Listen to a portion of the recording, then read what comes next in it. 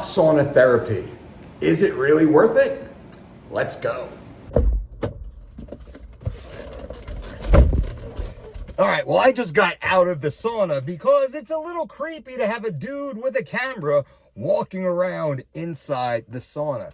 But I'm going to speak to my friends here. If they'll let me in one day when they're closed, maybe an hour or so before they open, and let me take you into my actual sauna routine. But I wanted to discuss the benefits or the downsides of hot sauna therapy. Now, there's a few different types of saunas.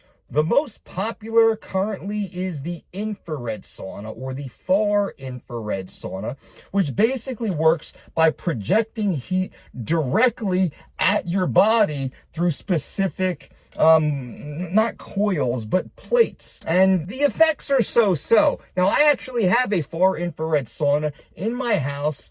That's nice, but I drive almost 30 minutes to come here 4 to 6 days per week to the Russian Banya. This is actually a place called... Here, they offer two saunas. They offer the traditional Russian sauna and the American sauna. The Russian sauna has a massive oven in the middle of it. It looks like a wood-fired pizza. You open it up, there's hot stones in there, and it's boiling. It gets up to be about 220 degrees in there with very high humidity. The American side is the traditional sauna that works based upon heating up rocks, essentially, and moisture in the air. Now, the relative moisture is right around 10 to 12% inside the traditional. I prefer the traditional. Usually, I will say, the traditional sauna is between 180 and 190 degrees Fahrenheit. That is ideal.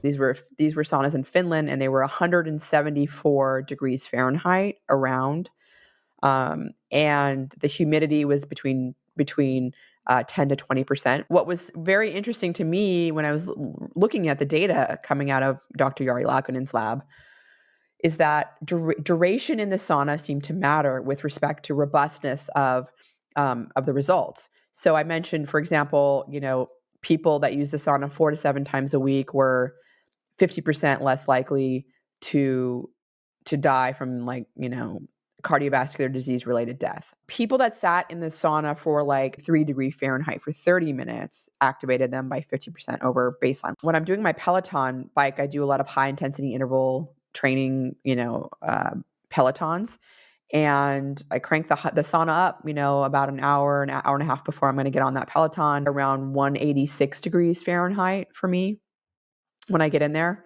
And I stay in there anywhere between 20 and 30 minutes. Thank you, Dr. Patrick. I agree. My personal sauna routine is 20 minutes at approximately 190 to 210 degrees Fahrenheit, based upon who's been inside the room prior to myself.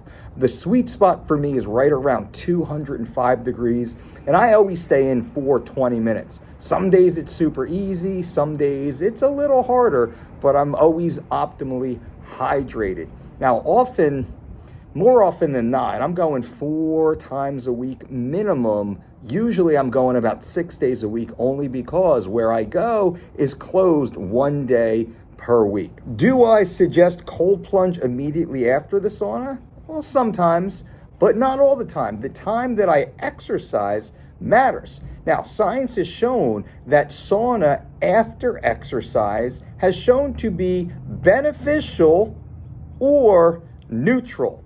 There's really no shown negative downside to going into a sauna after a resistance training workout. If you want to cold plunge, my suggestion is to cold plunge earlier in the morning and perform your high intensity resistance training later on in the afternoon. Again, you can go into the sauna after resistance training, but do not cold plunge within 4 hours after resistance training. Part of the inflammatory process post-resistance training is a catalyst to muscle and strength growth.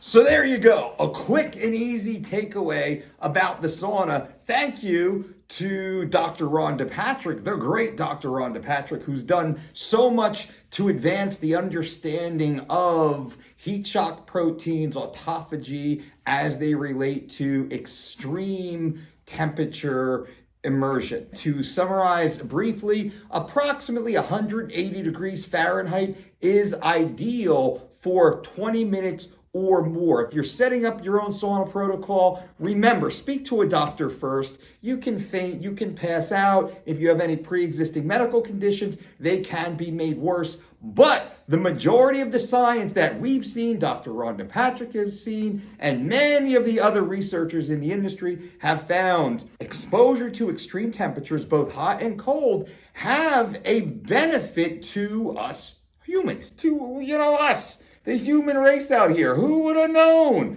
But that being said, speak with your doctor first, because you can get messed up if you don't take your time to understand if it is right for you. I do suggest slowly scaling your way into sauna therapy. I am an addict now. My brain calls to me a few days per week. Like I'll cancel appointments. Sorry, guys. No, not really. But I'll take calls on the road as I'm driving to the sauna. I'll take calls at the banya in the parking lot or in the lounge upstairs. I'll do some work there because my body craves it. I feel so much better. The sleep that you get when you do go to the sauna, especially if you do what I'll do 3 20-minute rounds in the traditional sauna, ideally interspersed with 6 minutes at 45 degrees in the cold tub. So 20 minutes at approximately 190 to 200 degrees.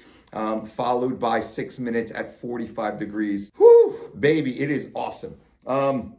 I think that's it. I don't want this video to be too long. Give this video a thumbs up if you like this type of content. What do you think about the new format? We listen to you. Thank you, guys. We appreciate it. I have so much more great information for you. Make sure you subscribe to this channel. Click that little bell for notifications so you are notified when great videos like this come out. We have our cardio talks, which are live streaming events, all designed to help you live better, longer. Until next time, boom!